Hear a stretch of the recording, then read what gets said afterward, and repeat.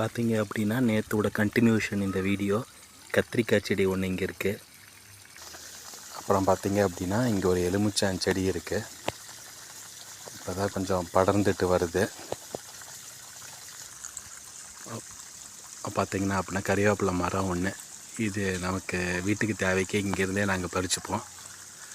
So பக்கத்தில் பார்த்திங்க அப்படின்னா ஒரு முருங்கைக்காய் மரம் இருக்குது, 2-3 காய்கள் இருக்கிறது. அதுவும் நாங்கள் வீட்டு யூஸ்க்கு பறிச்சுப்போம். வீட்டுக்கு முன்னாடி பார்த்தீங்க அப்படின்னா ஒரு ரோஸ் செடி இருக்குது.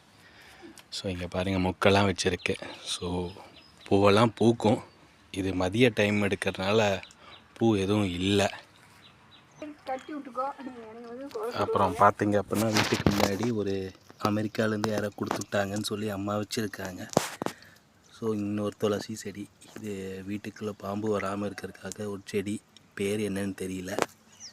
அப்படியே பார்த்திங்க அப்படின்னா இங்கே ஒரு துளசி செடி. அப்புறம் பார்த்திங்கன்னா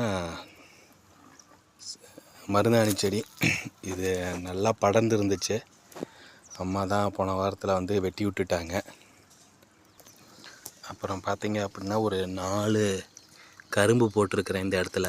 பொங்கலுக்கு வருஷம் கரும்பு வாங்கணும்னு சொல்லிட்டு இந்த வருஷம் அந்த வாங்கின கரும்புலேருந்து ஒரு முளைப்பு ஒரு 4 இது போட்டிருக்கிறேன்.